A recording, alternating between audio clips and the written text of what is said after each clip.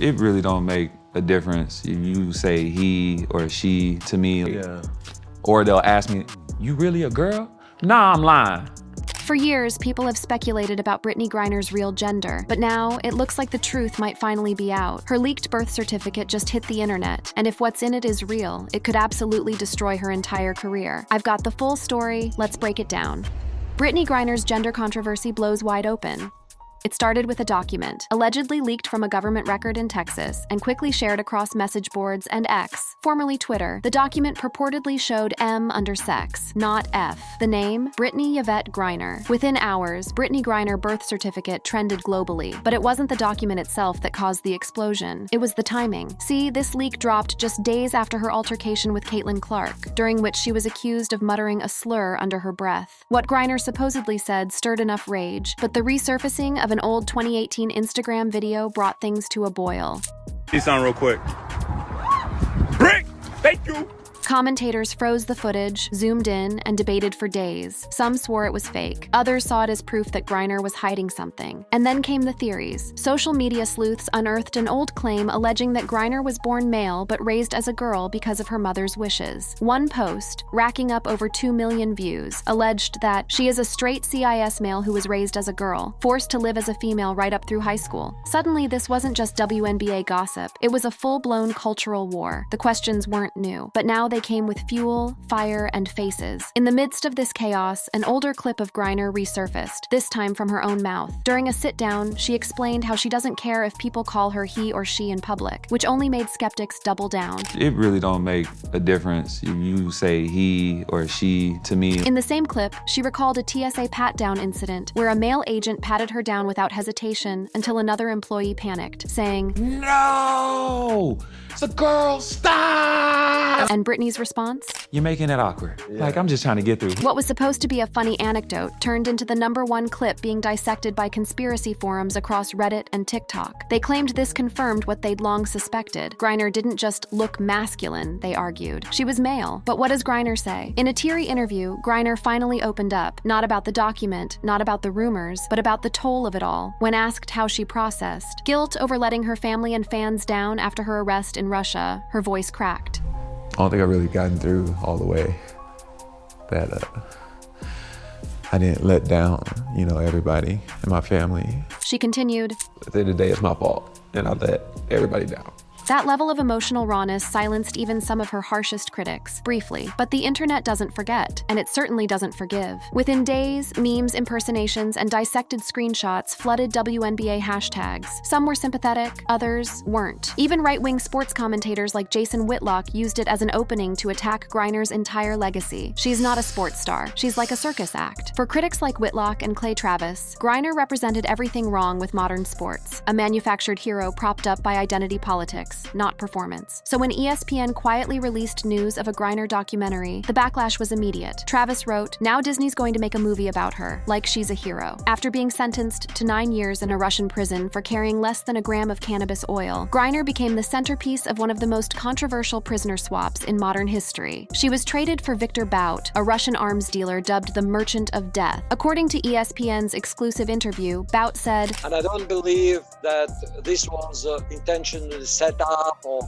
something was prepared, or it was, kind of the trap for her." But Americans weren't so convinced. Many argued that if Griner wasn't a black, lesbian, politically outspoken athlete, the deal never would have happened, and the blowback only fueled further gender scrutiny. Why? Because rumors began swirling that Griner had been placed in a male prison in Russia. No verifiable report confirmed it, but the chatter alone was enough to ignite new waves of speculation. What made everything worse? Silence. The WNBA has yet to directly address the birth certificate leak, or the surrounding theories, but it's that very refusal to clarify that fuels conspiracy, especially when paired with what critics call a double standard. As one host pointed out that, had that been just a straight white girl, my guess is she'd still be rotting in a Russian prison. These aren't just sports debates. This is about perception, power, privilege, and Brittany Griner is stuck at the crossroads of all three. Next, we dig into how Brittany's silence during the national anthem ignited political backlash, and how former Marines like Paul Whelan were left behind in Russia while Griner returned home to an ESPN feature and a hero's welcome. Left behind for Brittany, the anthem, the Marine, and the Merchant of Death.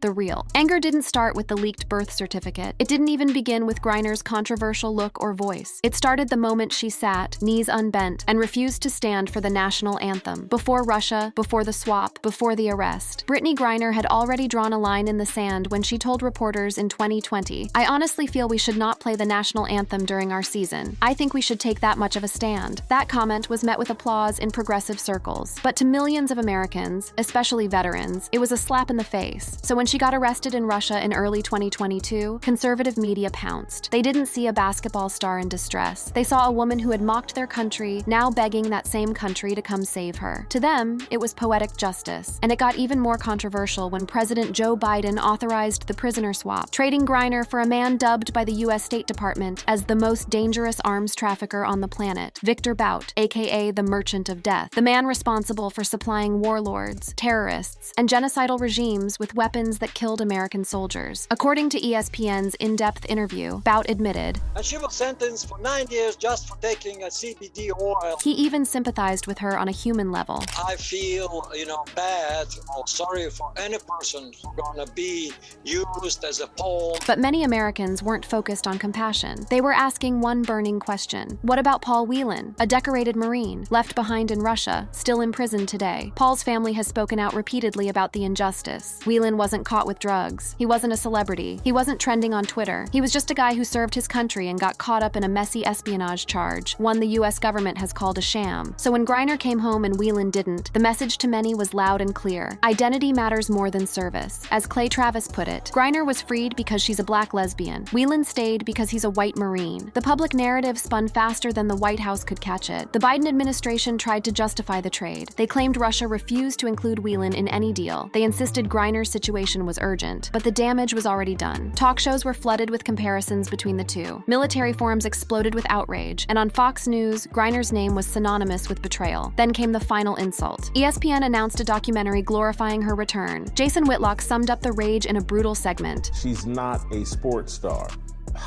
God, I hate to say it, but she's like a circus act. To critics, this wasn't just about basketball anymore. It was about priorities in America. Who gets saved, who gets celebrated, who gets silenced. And Brittany Griner became the face of all three. Meanwhile, in the WNBA, silence. No player defended her publicly. No league-wide campaign pushed back against the accusations or the growing gender questions. The only voice that stood up for her, ironically, was her own. When asked directly how she felt about being misgendered in public, Griner calmly responded, Like, my teammates sometimes will get mad if somebody call me a he, but I'm just like, I don't. But that quiet defiance only seemed to irritate people more. The internet demanded labels, demanded answers, demanded proof. They didn't get any. Instead, they got a documentary deal and silence. What they didn't get was accountability, or transparency, or the return of Paul Whelan. And in that vacuum, the birth certificate leak dropped like a grenade. Some called it a smear campaign. Others called it validation. The real truth? Still unknown. But the political fallout? Undeniable. And it didn't end with one exchange. Former CIA officials criticized the deal, suggesting that trading for Griner without securing Whelan set a dangerous precedent. One senior analyst told the Washington Post, "This exchange was a win for Russia and a humiliation for us." On the other side of the political aisle, progressive lawmakers celebrated the move. Representative Cori Bush tweeted, "Black queer women deserve to be protected and valued, not punished." It was now official. Griner had become the Rorschach test of American politics. Depending on where you stood, she was either a hero or a hypocrite. What no one could ignore, however, was the gaping hole in the Whelan family's heart. In a solemn statement, Paul Whelan's brother said, "We were hoping for Paul to be included. The reality is hard to accept." Yet the coverage continued to frame Griner as the triumphant returnee, from ESPN specials to Nike ads to interviews where the real story, Whelan's absence, was an afterthought. The same media that once celebrated Colin Kaepernick now anointed Brittany Griner. And in doing so, they drew a cultural line. One side rooted in identity politics, the other in military loyalty, and both refusing to budge. We'll break down the evidence trail behind the birth certificate, including what photo metadata, AI moderation tools, and even TSA interactions might prove or disprove, and what Brittany Griner's body, not her words, might be saying after all.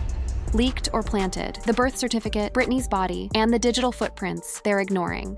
Let's rewind to the moment everything exploded. A blurry photo of what looked like a birth certificate, supposedly from Harris County, Texas, showing Brittany Yvette Griner's sex as M male. No watermark, no authentication, no traceable file origin. But the internet didn't care. The document hit Telegram, X, Reddit, and a dozen fringe YouTube channels within minutes. Captioned with phrases like, "They lied to you," and "WNBA's dirty secret," it was reposted hundreds of thousands of times before any fact-checkers could get ahead of it. And suddenly, one question was louder than ever. Was Brittany Griner ever biologically female? The theories varied wildly. Some believed she was a cisgender man raised as a girl by a mentally unstable mother. As one viral post stated, his mother forced him to live as a female right up through high school. Others claimed she was intersex, and that the WNBA always knew but kept quiet to avoid public backlash. And then there were those who pointed to AI moderation systems on Instagram as their smoking gun. In 2018, Griner posted an Instagram story showing her shirtless. It stayed up. No flag, no removal, no warning. How could that be possible? Multiple commentators latched onto this, claiming Instagram's AI would have flagged a topless biological woman. The fact that it didn't, they argued, proved Griner's account was tagged as male by the platform's system. But the reality is murkier. Instagram has never publicly confirmed the criteria by which their AI classifies bodies. Plus, facial structure, athletic build, and tattoos can influence classification algorithms. Still, this moment became one of the biggest evidentiary flashpoints in the gender debate around Griner, and the TSA story didn't help her case either. Griner recalled how TSA agents didn't know what to do with her. Sometimes men would pat her down. Other times, female agents would awkwardly check her ID and look confused. She recounted one situation where she was asked about her gender. It was delivered as a joke, but the internet didn't laugh. Reddit threads dissected her posture. Twitter threads claimed her voice was deeper than Darth Vader. X users compared her to male players in side-by-side photos. One video even included audio analysis of her voice, comparing decibel pitch and resonance to male athletes in the NBA. The term biometric forensic analysis started trending as some digital sleuths tried to break down frame-by-frame footage of Griner walking in court during her Russian sentencing. Her gait, stride, and shoulders were being analyzed as if she were a spy in a Cold War thriller. Meanwhile, an anonymous whistleblower claiming to be a former WNBA official posted on a fringe message board that Griner's birth certificate had been altered in early 2009, the same year she rose to national prominence at Baylor. No proof, no paper trail, but the post went viral. And yet, not once has Griner issued a statement addressing the leak, the gender rumors, or the birth certificate itself. Not a denial, not a confirmation, not a cease and desist. And that silence only made the whispers louder. One post stated flatly, "The WNBA, ESPN, and the Biden White House are covering this up." Meanwhile, conservative platforms began pushing for an official inquiry into Griner's eligibility. They argued that if trans athletes were banned in some states from competing in female sports, and if Griner turned out to be biologically male, her entire career might be fraudulent. More than that, her Olympic medals, endorsements, and career stats could all be called into question. It was a nightmare scenario for the WNBA, and yet, silence. The WNBA released no public statement, no players commented publicly, and ESPN's on-air personalities, even the ones known for controversy, avoided the topic like it was radioactive. Even media watchdogs began to notice. One editorial in The Federalist read, "When an athlete becomes the subject of the most viral gender conspiracy in sports history, and the media pretends it isn't happening, that's not journalism, that's propaganda." So where was the proof? Not from the birth certificate. Multiple outlets couldn't verify it. No court filings, no traceable source, no whistleblower confirming its authenticity. Not even metadata. It looked like a plant, possibly AI generated. Some experts noted minor font inconsistencies between lines. Others spotted an error in the date stamp. If so, it may have been the most effective disinformation campaign the league had ever faced. Yet in the absence of hard proof, public perception became truth, and in sports, perception is everything. What complicated the matter more was that Griner had long challenged gender norms even before this controversy. In her college days, she was unapologetically masculine. She wore suits to awards shows. She voiced support for LGBTQ+ rights. She never passed as the WNBA's version of feminine and didn't want to, which made her even more threatening to her critics. As political commentator Glenn Beck said during his radio segment, "This is what happens when the sports world gets captured by the woke mob. You get men pretending to be women and everyone just claps." But even that statement failed to acknowledge something undeniable. Griner can ball. When ESPN ran a soft focus feature of Griner walking into into her first home game in 585 days, the reaction was as split as ever. Some clapped, some booed, some stood in silence. As the camera panned across the crowd, signs could be seen. "She's a hero. Freewheelin'. Truth, please." Griner gave no interviews that day, no press conferences. She just nodded to the crowd and took her place on the court. And that was the message. She would not explain herself. She would not defend herself. She would play. But that only made the final clip of the game even more powerful. In the last seconds, tied at 71, the ball found her in the post. She backed down her defender, spun, and hit a fadeaway jumper that sent the crowd into chaos. Fall away jumper! Night! Phantom wins!